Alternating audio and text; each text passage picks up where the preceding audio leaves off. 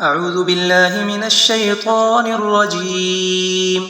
بسم الله الرحمن الرحيم. ألف لام را، تلك آيات الكتاب وقرآن مبين.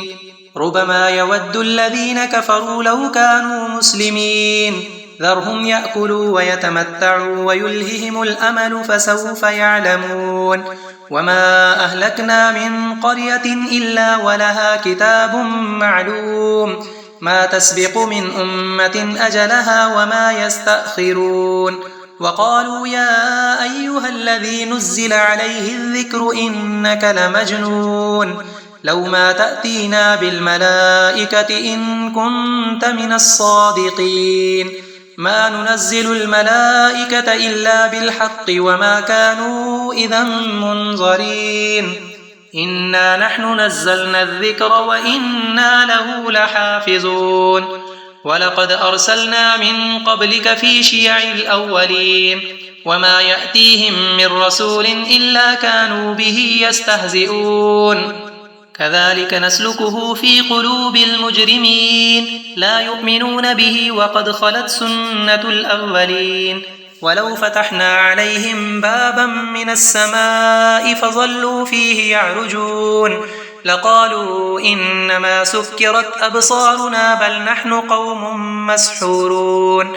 ولقد جعلنا في السماء بروجا وزيناها للناظرين وحفظناها من كل شيطان رجيم، إلا من استرق السمع فأتبعه شهاب مبين. والأرض مددناها وألقينا فيها رواسي وأنبتنا فيها من كل شيء موزون.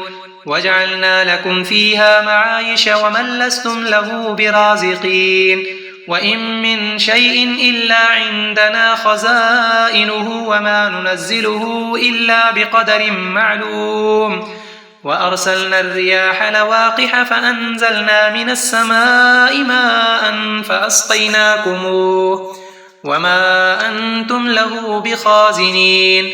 وإنا لنحن نحيي ونميت ونحن الوارثون.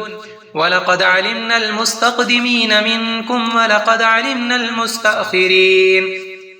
وإن ربك هو يحشرهم إنه حكيم عليم. ولقد خلقنا الإنسان من صلصال من حمأ مسنون، والجان خلقناه من قبل من نار السموم. وإذ قال ربك للملائكة إني خالق بشرا من صلصال من حمأ مسنون، فإذا سويته ونفخت فيه من روحي فقعوا له ساجدين. فسجد الملائكة كلهم أجمعون إلا إبليس أبى أن يكون مع الساجدين.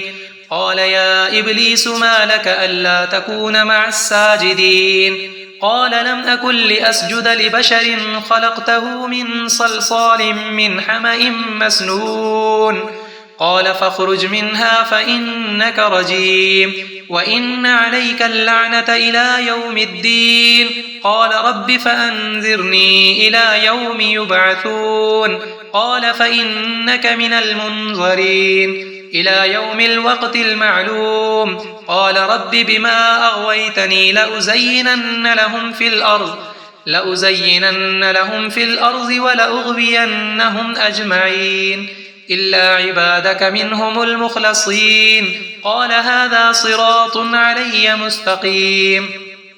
إن عبادي ليس لك عليهم سلطان إلا من اتبعك من الغاوين. وإن جهنم لموعدهم أجمعين، لها 7 أبواب لكل باب منهم جزء مقسوم.